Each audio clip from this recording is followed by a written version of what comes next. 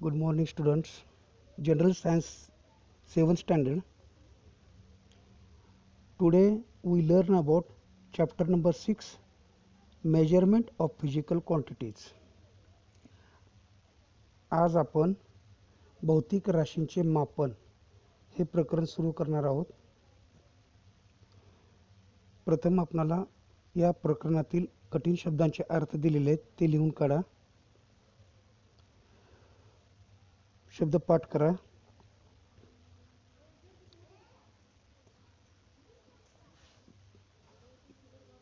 In day-to-day life,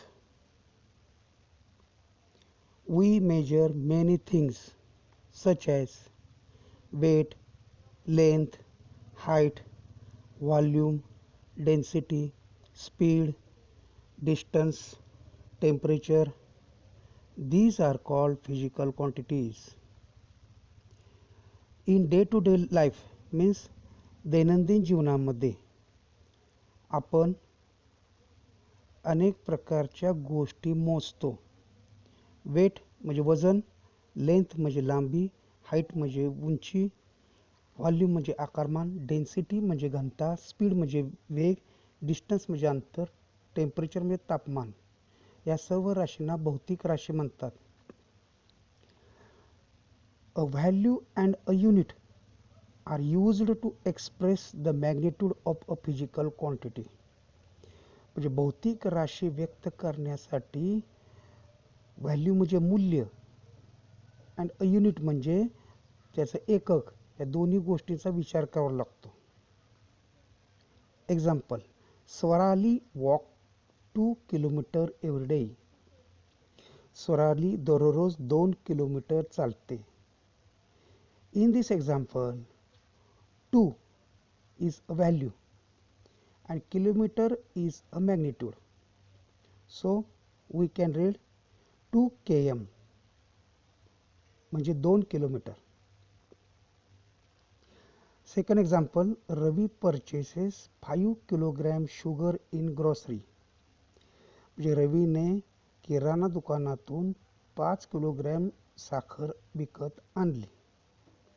In this example, 5 is value and kilogram is unit. So we read 5 kg. Types of physical quantities. म्हणजे भौतिक राशींचे प्रकार. There are two types of physical quantities: scalar quantities and vector quantities. Scalar means अदिश राशी. Vector means सदिश राशी. अदिश मध्ये दिशा नसणे किंवा दिशेची आवश्यकता नसणे, आणि वेक्टर मीन्स दिशा आणि परिमाण दोघांची आवश्यकता असणे. Scalar quantity, a quantity that can be completely expressed by it's magnitude alone is called scalar quantity. केवळ परिमाणाच्या साहाय्याने पूर्णपणे व्यक्त करता येणारी राशी म्हणजेच अदिश राशी होय. यामध्ये दिशेची आवश्यकता नसते. उदाहरणार्थ, length, area, mass, time, temperature, density, work. Length म्हणजे लांबी. लांबी मोजण्यासाठी आपल्याला दिशेची आवश्यकता लागत नाही. फक्त आपण परिमाण, किती लांबी मोजली, एरिया किती मोजला, मास किती मोजला म्हणजे वस्तुमान किती मोजलं, टाइम किती मोजलं, टेम्परेचर तापमान, डेन्सिटी घनता, वर्क म्हणजे कार्य. In this physical quantities there is no essential to calculate direction but have to calculate magnitude. Second, vector quantity, a quantity that is expressed completely only when magnitude and direction are both given.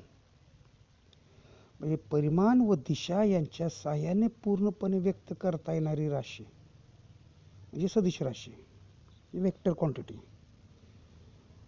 जे ह्या राशी मोजताना परिमाणाबरोबर दिशेची आवश्यकता असते. For example, weight. To calculate weight there is a direction is essential. What is mean by weight? Weight means The gravitational force acts on the body is called its weight. There is a direction from towards the gravity, means towards the earth. Direction is essential. The force from the earth attracts an object towards its center is called weight. In this example, there is an essential direction, so it is a vector quantity. As well as velocity, displacement, these physical quantities are also vector quantity.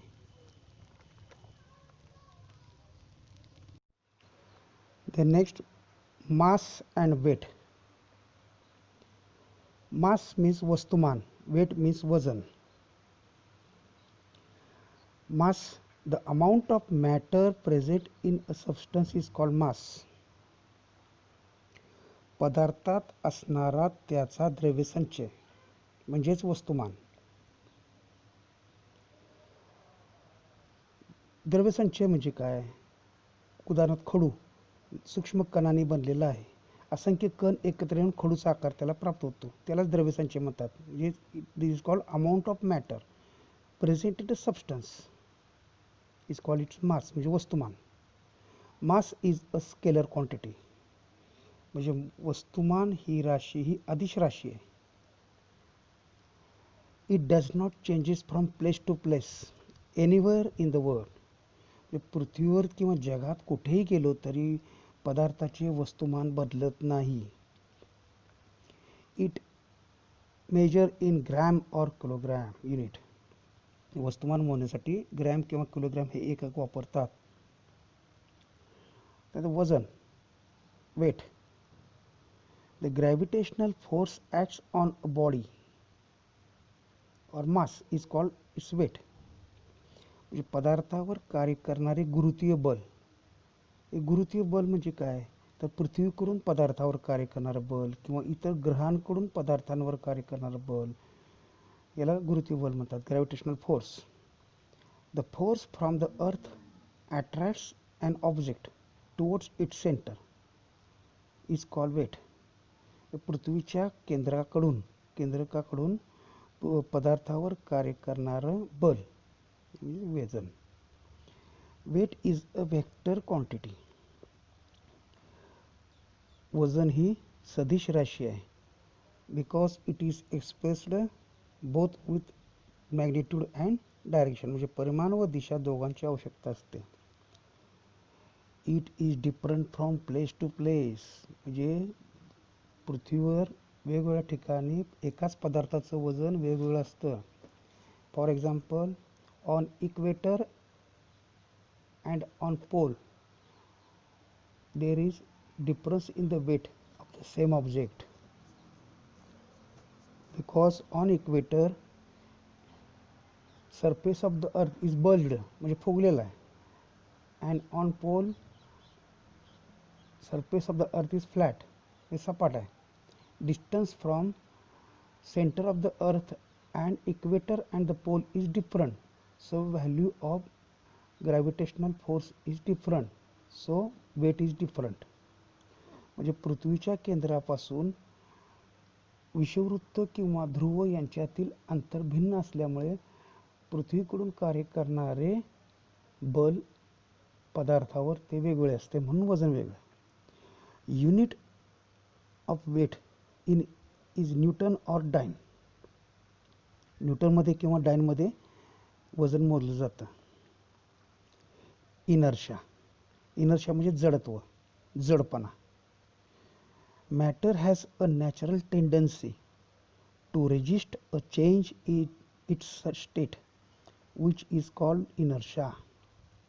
म्हणजे पदार्थाची एक अशी नैसर्गिक प्रवृत्ती असते की ती सहज आपली अवस्था बदलत नाही. बल दिल्याशिवाय आपली स्थिती न बदलणे याला जडत्व म्हणतात.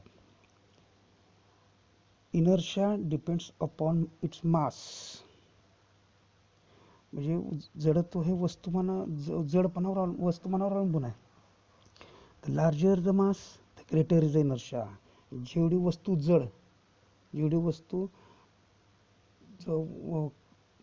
वस्तूचं वस्तुमान जास्त तेवढं जडत्व जास्त. For example, observe picture in notes.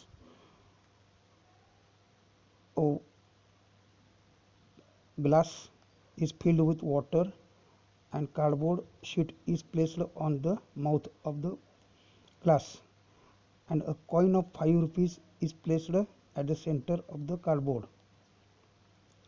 When we push the card quickly, coin falls in the glass.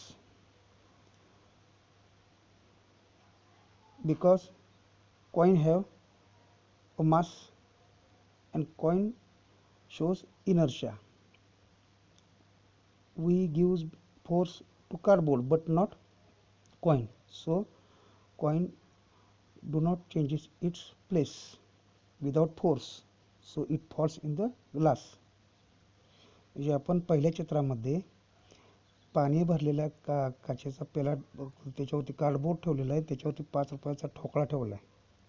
आपण पुट्ट्याला टिचकी दिली तर पुट्टा वेगाने बाजूला जातो, परंतु नाणे पाण्यात पडते. म्हणजेच आपण नाण्याला बल दिलं नव्हतं म्हणून ते नाणं आपली जागा सोडत नाही, म्हणून ते पाण्यात पडतं. याला जडत्व म्हणतात.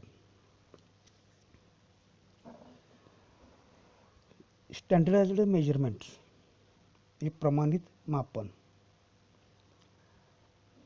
It is essential for measurement of different things, physical quantities. In old measurements, जुन्या मापन पद्धतीमध्ये हँड मेजरमेंट, स्पॅन मेजरमेंट, म्हणजे जुन्या मापन पद्धतीमध्ये लांबी रुंदी मोजताना हाताचा वापर, पाऊलचा वापर किंवा वितेचा वापर करत होते. This measurement is not correct. ही वाचणं चुकीची होती. Because it can changes from person to person. म्हणजे भिन्न व्यक्तीने ते एकच मापन केलं तर ते भिन्न होत होतं, कारण प्रत्येकाच्या हाताच्या, विताच्या किंवा पावलाचं अंतर, लांबी ही भिन्न असायची, म्हणून मापन पद्धती चुकायची. The measure for accurate and standard measurement, अचूक मापनासाठी, प्रमाणित मापनासाठी, every physical quantity is measured in a standard and specific unit. प्रत्येक भौतिक राशी ही प्रमाणित सुनिश्चित केलेल्या एककामध्ये मोजली जाते. Is called standardized measurement. Some physical quantities are measured in MKs and CGS as follow. Mass is measured in kilogram in MKs unit. Kilogram means kg. Mass is measured in CGS system is in gram.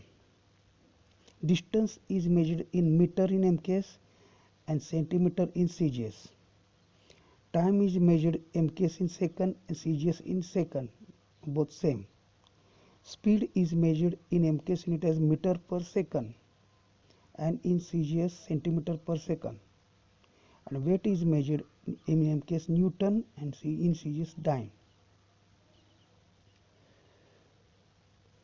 Today we learn about what is meant by physical quantity,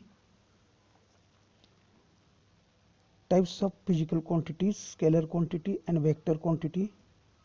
Their examples: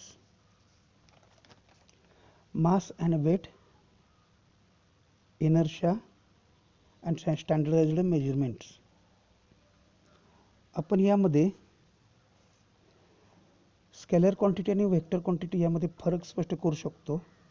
त्याचबरोबर मास, वस्तुमान आणि वजन म्हणजे मास आणि weight मधला फरक व्यक्त करू शकतो. व्हिडिओ पुन्हा ऐका आणि व्याख्या पाठ करा. धन्यवाद.